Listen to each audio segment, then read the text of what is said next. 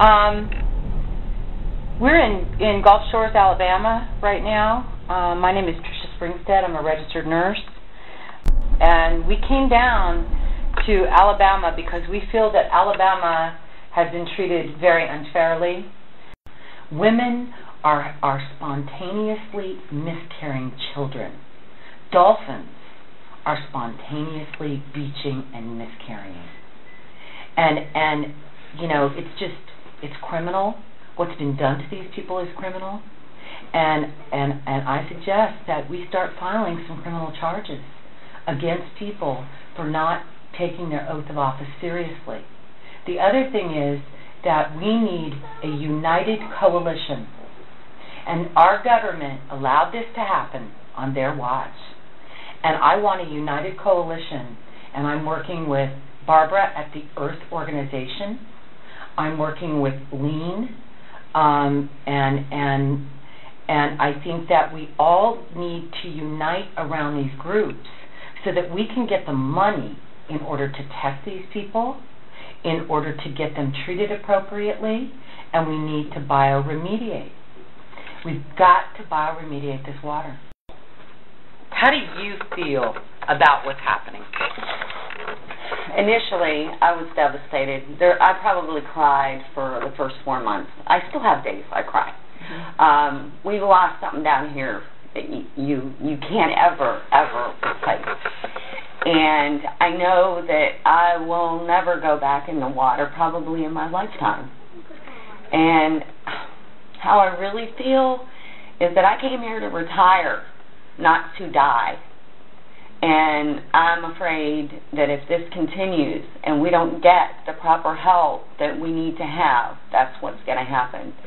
And it hurts me deeply that my friends are suffering, some worse, way worse. I don't consider myself as sick as some, you know. But I got on this and I started detoxing and trying to keep my immune system healthy so it wouldn't progress. Right.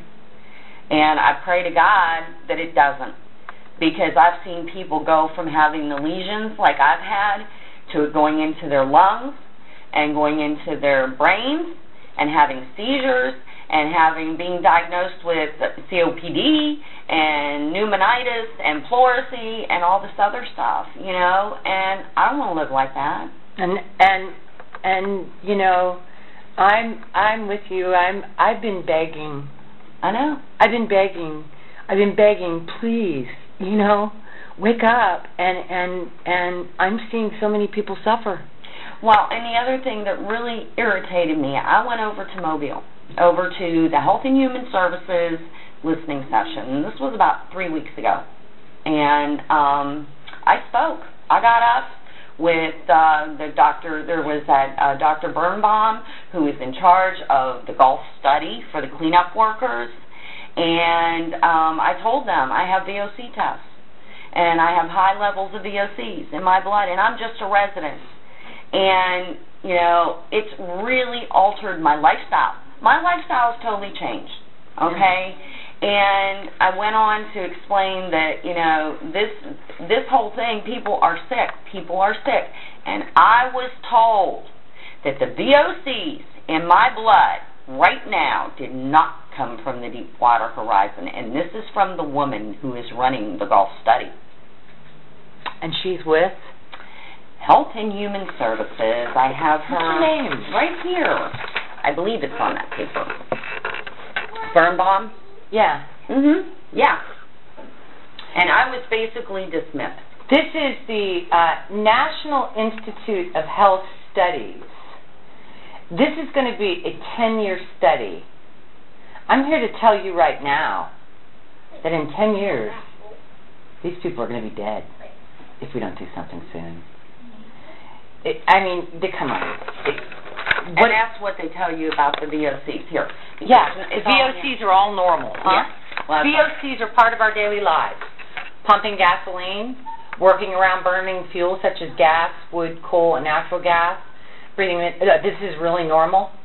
I've had workers that worked on that beach that were smokers, and they were saying that smoking was they would have high hexane levels. These were smokers that worked in the spill, and their hexane levels were normal. Mm-hmm. Their benzene were out of control. Right. So, and you just live here. Right.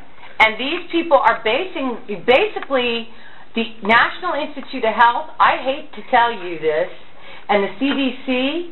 You have been a waste for the last 5 years for me. I've been trying to prove toxicity in people, and now you're becoming a waste to the humans. Now it's time for you to step up to the plate and start listening to the true toxicologists, and start listening to the doctors that Metametrics, start listening to the people that know how to work with toxicology and environmental disease. Environmental medicine has got to come on its own. And I don't think you're really going to get it until you start working with the National Institute of Alternative and Complementary Medicine. Because there's not one drug that's going to get these people well. It's going to be a lifestyle change. I've been saying this for years. If we don't teach people how to change their lifestyles, and if we don't stop dumping all this garbage onto people and in our water, and if we don't clean up this mess, we're talking the death of anywhere from 10 to 40 million people. And then look at the tetragenic effects. Right. What's going to happen to our women now that are of childbearing years, right. and what are they going to pass on to their child that's going to pass on to their child? Right. So you're talking secondary and tertiary effects. Right. And there's a way to stop it. There's a way to bioremediate it and bring the levels down. Mm-hmm. It's not that I'll go back in that water for a long time. Right. And maybe if ever. You know, I'll walk in to get samples or do what I have to do. Right. But even people that wear wetsuits in that water are getting sick. Right. People that are out there, you know, around it. And I don't care what anybody says, there's tar mats out here. There's a big one out here. I'm telling you, one hurricane, and we're done. Yep. We're done. So if you want to waste, we want to waste this summer, you want to waste this whole summer on tourism, and then let one hurricane come in and destroy everybody's way of life, and have to evacuate this whole entire Gulf Coast, what's going to happen? But they won't evacuate it. No, they'll let everybody stay here and die. Yep, exactly it. Because there's a mentality here, okay? And see, they've had tourism, that's all they've ever known. Right. And, you know, you just don't change. But, you know, a lot of it is rethinking this island, okay? This island could take a model from, like, Sanibel Island, okay? And there's certain things that are allowed and certain things that aren't allowed on Sanibel Island. What I saw here, as David and I have been here numerous times, but yesterday when I drove in, I was like, what in the heck? I know. How much is more? How can a sea turtle ever nest with the lights on these beaches? I know. Okay, and with the condos blocking the scenery.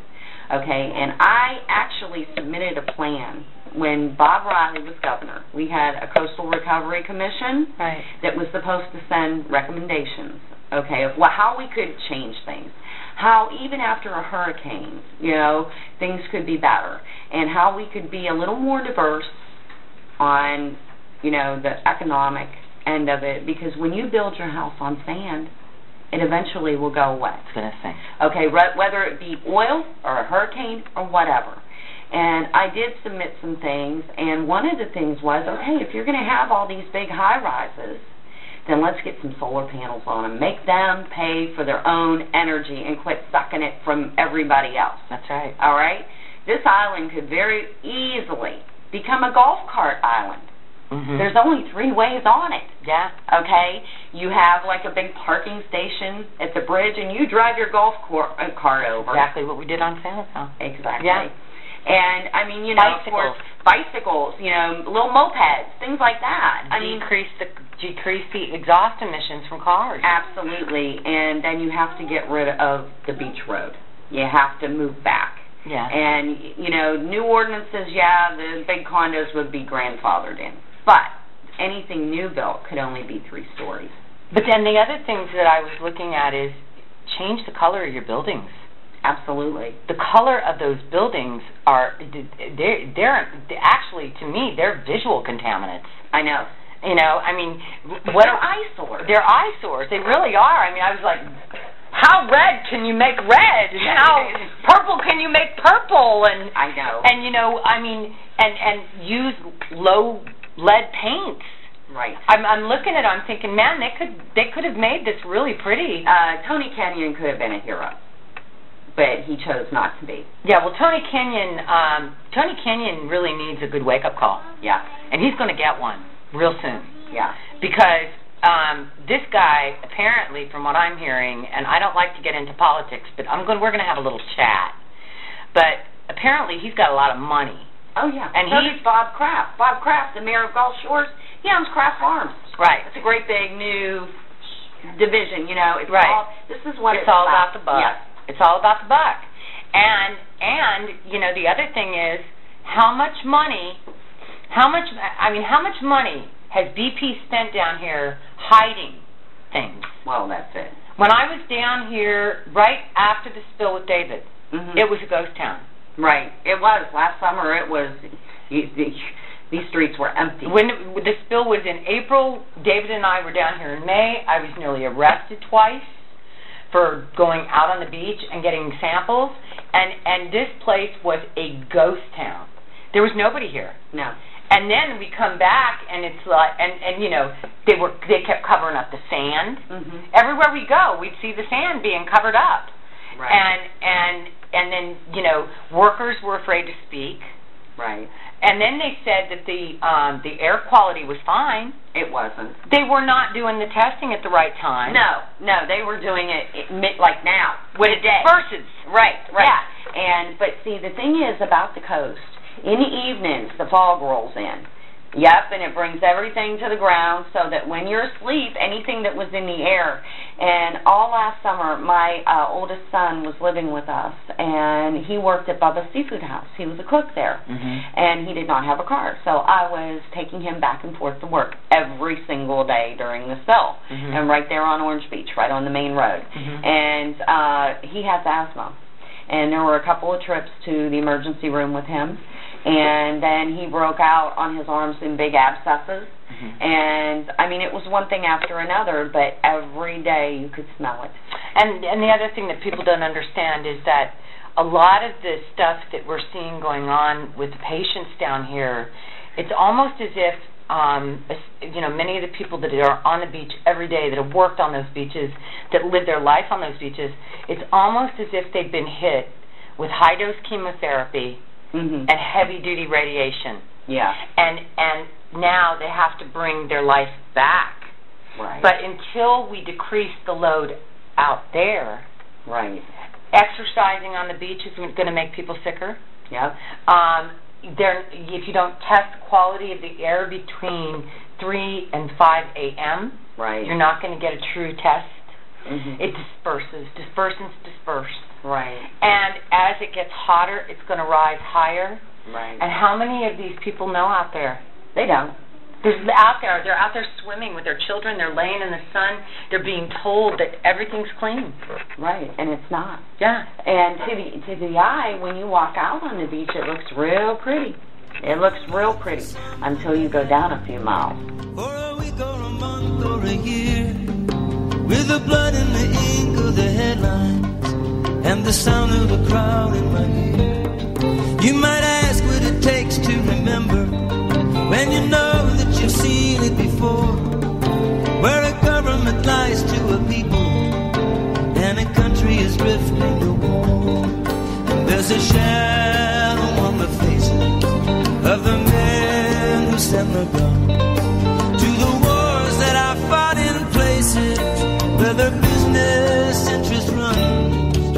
On the radio, talk shows, and the TV, you hear one thing again and again, how the USA stands for freedom, and we come to the aid of a friend. But who are the ones that we call our friends?